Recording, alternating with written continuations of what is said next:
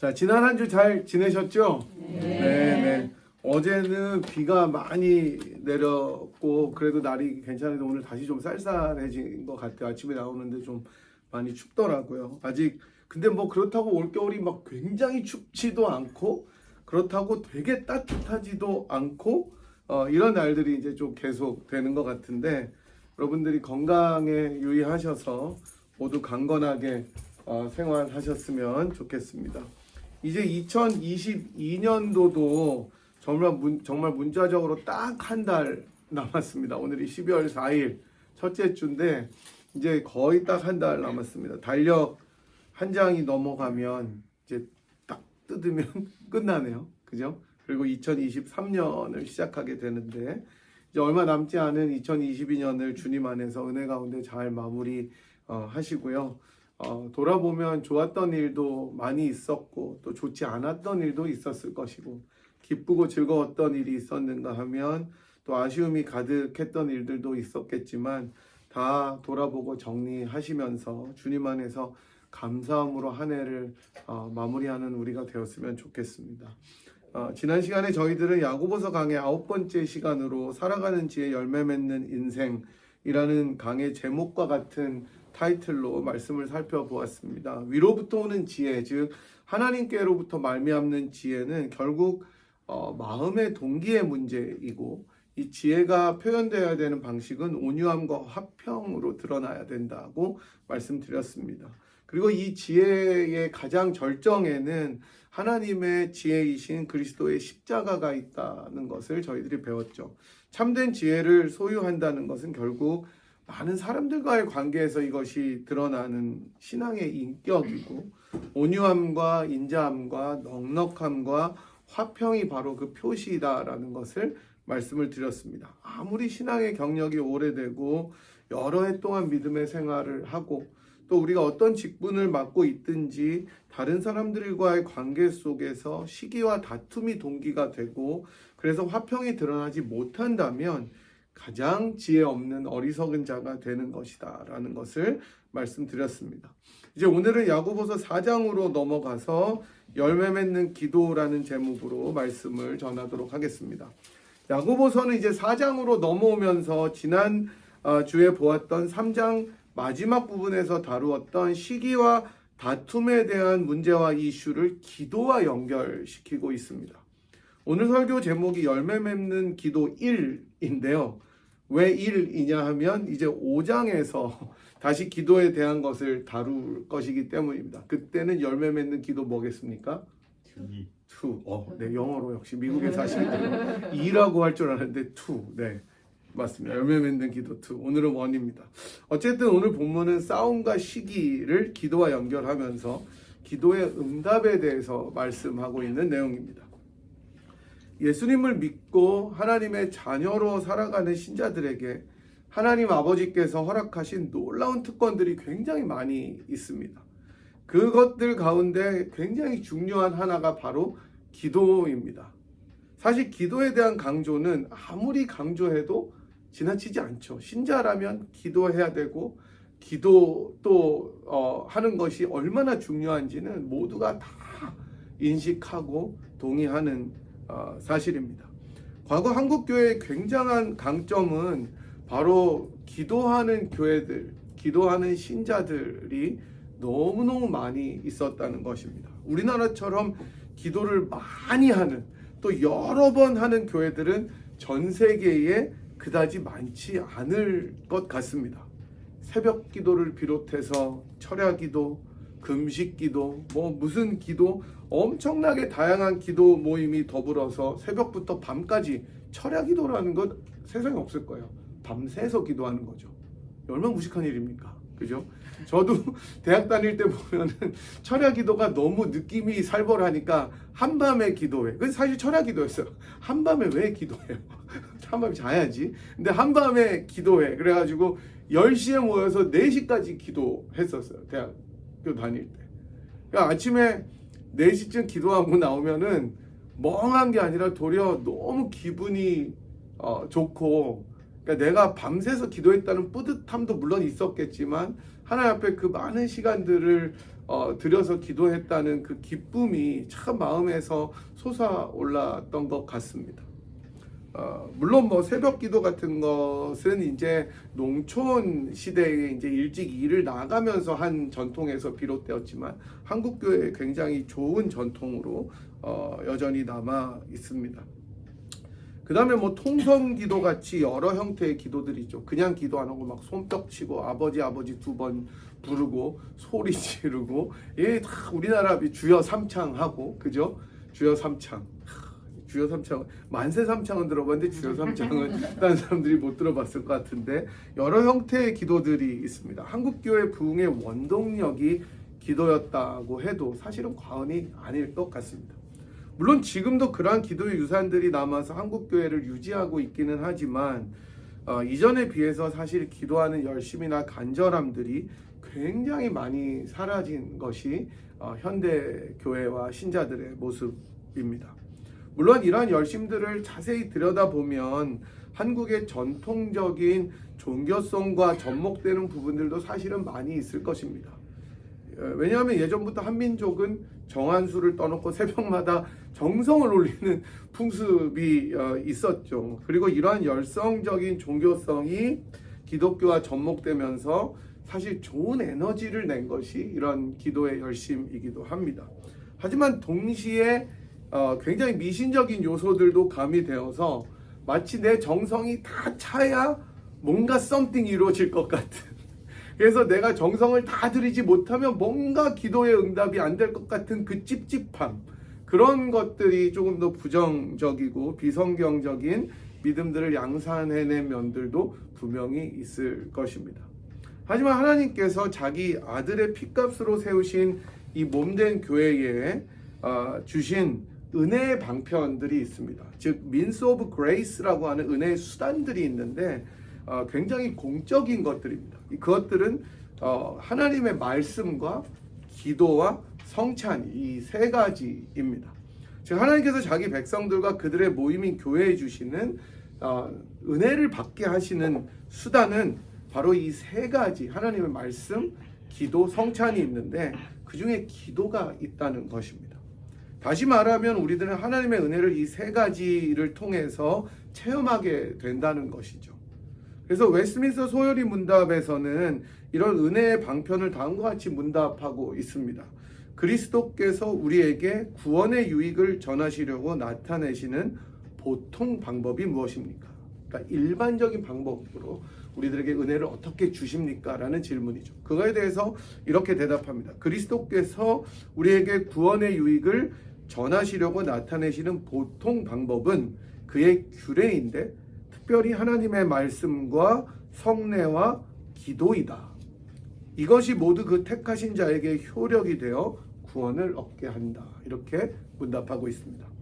은혜를 주시는 보통, 즉 통상적인 방편이 바로 이것이다 라고 이야기하는 것입니다. 따라서 말씀과 기도와 성찬 외에 다른 수단으로 특별한 은혜들을 많이 구할 필요가 없다는 거예요.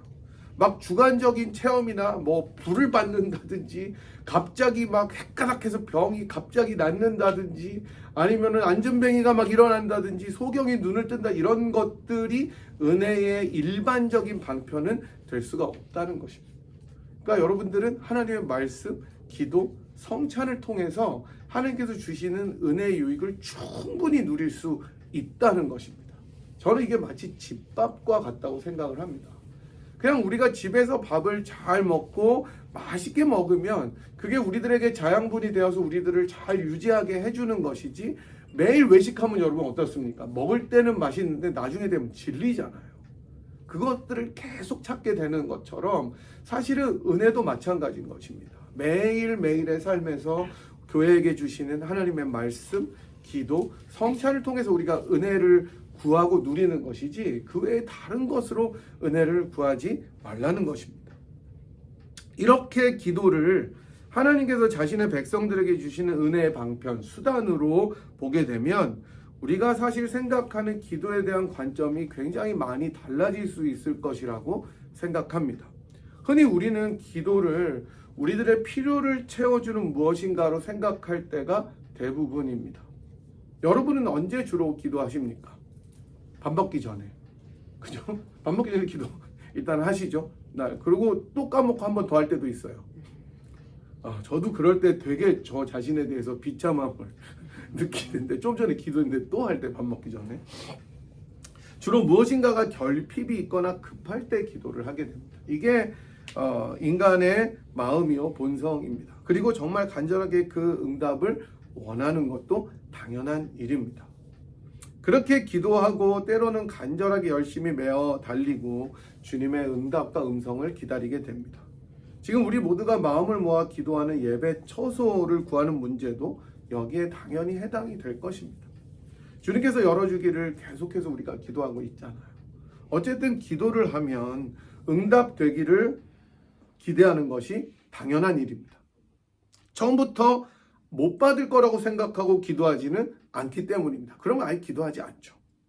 그런데 오늘 본문에서 야고보는 그렇게 사람들이 기도할 때 기도의 응답을 받지 못하는 이유, 응답받지 못하는 기도의 특징에 대해서 이야기를 합니다. 응답받는 기도에 대해서는 이제 앞으로 나오게 될 5장에서 말할 것이고, 오늘은 그렇지 못한 기도에 대해서 좀 더 부정적으로 말하고 있습니다. 기도의 응답을 받지 못하는 이유에 대해서 야고보는 2절과 3절에서 가장 명확하게 말씀하고 있습니다. 2절과 3절 저희 한번 같이 읽어보도록 하겠습니다. 2절과 3절 함께 읽어보겠습니다. 시작. 너희는 욕심을 내어도 얻지 못하여 살인하며 시기하여도 능히 취하지 못함으로 다투고 싸우는도다. 너희가 얻지 못함은 구하지 아니하기 때문이요 구하여도 받지 못함은 정욕으로 쓰려고 잘못 구하기 때문이다. 아멘.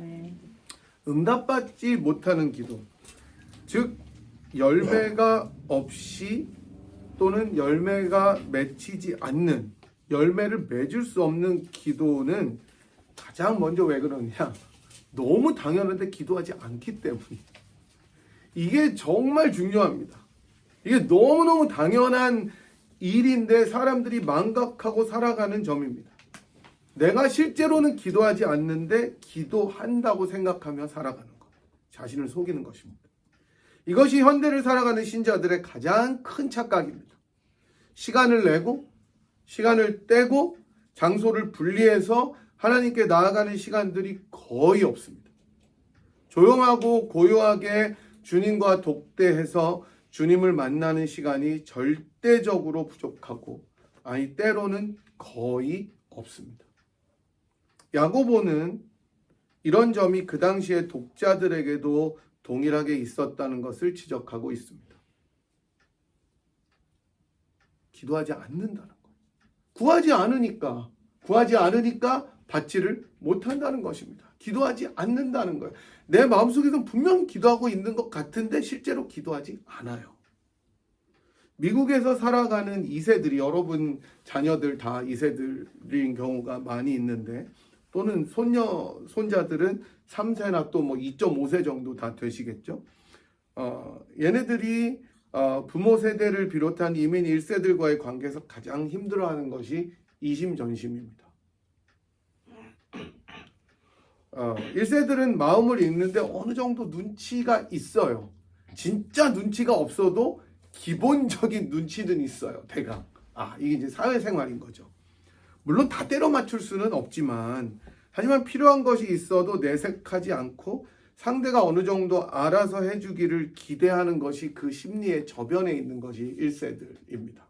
그게 또 예의라고 생각하기도 해요. 다 말하지 않는 것. 근데 2세들은 이게 너무 힘든 거예요. 아니 뭐 필요하거나 원하는 게 있으면 그냥 말하면 되지. 말을 해주면 되지. 왜 안 하고 있다가 뒤에 가서 욕을 하냐는 거예요. 버릇없다 그러고, 왜 그 앞에서는 얘기를 안 한 다음에 나중에 가서 막 삐지고 막 뭐라 그러고 나중에 또 기분 나쁘고, 그게 불거져서 본인들이 황당한 거예요. 문화 차이죠. 문화 차이.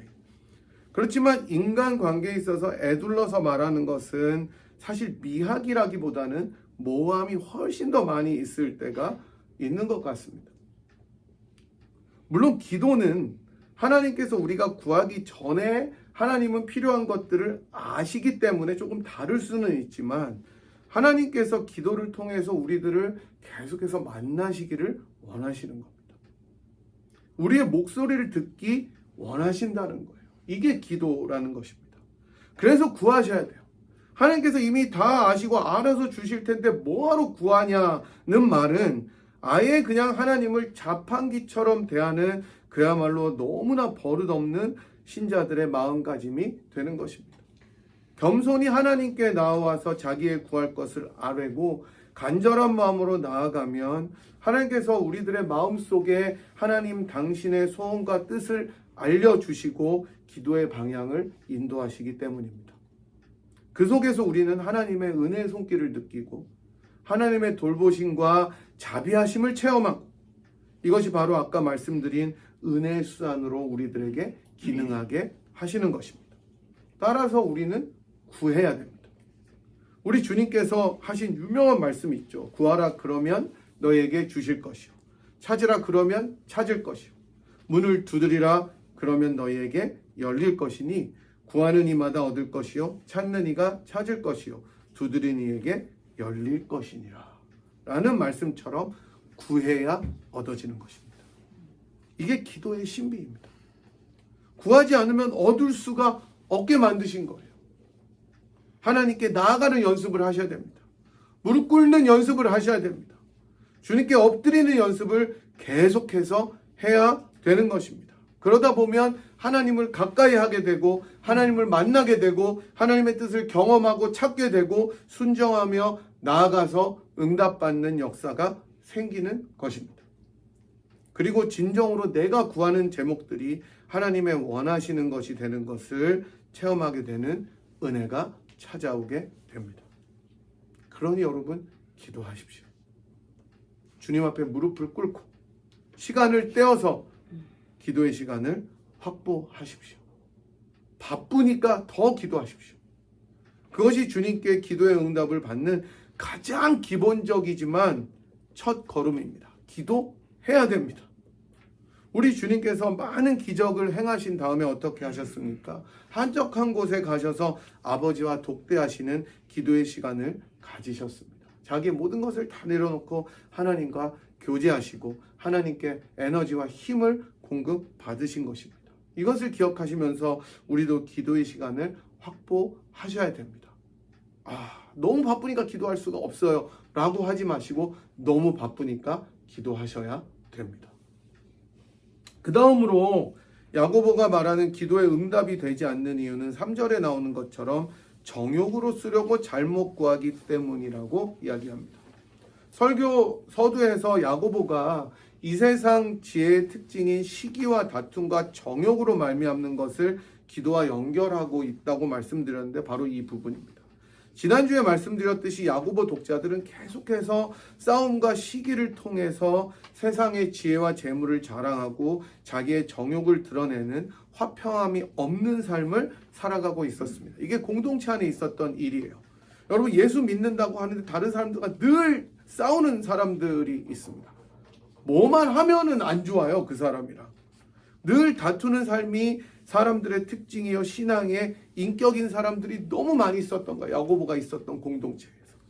이런 삶을 살아가고 이런 신앙의 인격을 가진 사람들이 하는 기도는 그들의 동기와 마음을 그대로 반영하기 때문에 절대로 응답받을 수 없다는 것입니다. 제가 몇 번 말씀드린 것처럼 어쩌면 기도라는 것은 우리 자신의 욕망이 반영되는 걸 수도 있는 함정과 위험이 있습니다. 바로 정욕으로 쓰려고 구한다는 것이 이런 말일 것입니다. 물론 기도를 통해서 우리가 한몫 챙기는 것은 아니지만 은혜를 체험하고 주님과 닮아가고 우리들의 성품이 주님의 인격을 더 가까이 닮아가며 하나님 앞으로 더 가까이 인도함을 받기 위한 것이 아니라 오로지 내 안의 욕망과 욕심과 무언가를 채우기 위해서 하는 기도라면, 다른 이들과 비교해서 내가 조금 더 나아지려는 동기로 하는 기도라면 그 기도는 절대로 응답받지 못한다고 야고보는 이야기하고 있습니다. 아마도 야고보의 독자들 가운데 부자들은 더 큰 욕망을 기대하며 기도했을 것입니다. 여기다가 더 채워주세요. 더 잘 살게 채워주세요. 가난한 사람들은 그런 부자들을 질투하며 저들이 망하게 하든지 내가 저들보다 더 잘 살게 되든지라고 기도했을 가능성이 큰 것이죠. 이런 다툼과 시기와 화평하지 못함을 가지고 하는 기도는 절대로 응답받지 못한다고 야고보는 비판하고 지적하는 것입니다. 물론 우리들의 동기 자체가 저는 100% 순수할 수는 없을 거라고 생각합니다. 그럴 수 없어요. 하지만 끊임없이 주님께 기도로 엎드리며 나아갈수록 그 동기가 정결하게 됩니다. 이게 기도의 신비입니다. 그래서 다음 주에 저희들이 살펴볼 본문인 8절에서는 하나님을 가까이 하면 너희를 가까이 하시겠다고 이야기하시는 것입니다. 하나님을 가까이 할수록 그분의 성품을 담기 때문입니다. 그럴 때 우리들의 기도의 동기도 순화되고 아름답게 변화하게 되는 것이죠. 정욕으로 쓰려고 구하기 때문에 절대로 응답받을 수 없는 기도. 이것이 열매 맺지 못하는 기도입니다. 우리 주님의 기도의 모습을 여러분이 떠올려 보시면 이 사실을 더 잘 깨닫게 되실 것입니다. 만일 예수님께서 정욕으로, 즉 자기의 유익과 만족을 위해서만 기도하셨다면 어떻게 됐겠습니까? 겟세마네에서 죽음의 잔, 하나님의 진노의 잔을 돌이켜달라고 기도하시다가 마침내 자기를 부인하시고 하나님 뜻에 자신을 맡기신 그 기도가 없었다면 지금 우리는 어디에 있겠습니까? 십자가에서 그 모진 고통에 몸부림치시면서 하나님께 자기의 영혼을 의탁하신 그 기도가 없었다면, 그래서 그 십자가의 죽음도 없었다면 우리는 지금 우리들의 입을 벌려 주님께 기도할 수조차 없었을 것입니다. 철저하게 자기를 버리신 그 기도의 본을 따라서 우리들 역시 우리들의 욕심과 악한 동기를 버리고 다른 이들과 화평 없이 살아감을 뉘우치며 회개함으로 기도해야 한다고 야고보는 말씀하고 있는 것입니다. 여러분, 기도는 놀라운 것입니다. 진짜 솔직히 진짜 아주 세상적으로 말하면 기도처럼 수지 맞는 일이 어디 있습니까? 여러분이 투자를 합니까? 돈을 때려 박습니까? 아니면은 뭐를 사서 주님 앞에 갖다 드려야 됩니까? 아니에요. 나가서 무릎 꿇고 여러분들이 원하시는 것을 주님 앞에 아뢰는 것이 기도인데, 이 기도의 놀라운 일은 하나님께서 하늘을 여시고 자기의 귀를 여시고 우리들에게 좋은 것으로 주시기로 작정하신 것이 기도입니다. 여러분, 그런데 사람들은 구하지 않아요. 내 생각으로 이미 다 결정이 되어 있고 안 될 거라고 믿고 나아가서 형식적으로 기도합니다. 그걸 하지 말라는 거예요. 그냥 하나님 앞에 솔직하게 나와 하나님을 가까이 하면서 기도하라는 것입니다. 그리고 때로는 우리들의 욕망을 다 제어할 수는 없더라도 그래도 있는 모습 그대로 하나님 앞에 나와서 기도하면 하나님께서 그것을 바꾸어 주실 것이라는 것입니다. 그러니 제일 중요한 건 뭐예요? 기도해야 된다는 것입니다. 현대 교회의 가장 큰 문제 중에 하나는 기도하지 않는 것입니다. 마음속으로는 너무 기도 많이 해요. 여러분, 마음속으로 내가 바라고 원하는 것은 기도가 아닙니다. 그거는 소원이고 기대예요. 그러나 기도는 하나님 앞에 무릎으로 나아가서 주님과 대화하고 나의 필요를 주님께 아뢰는 것입니다.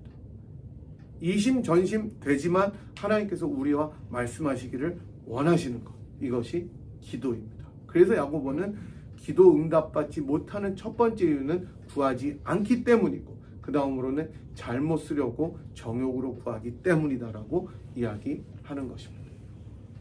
사랑하는 여러분, 이제 2022년이 정말 한 달 남았습니다. 주님 앞에 이 한 달을 기도로 올려드리지 않으시겠습니까?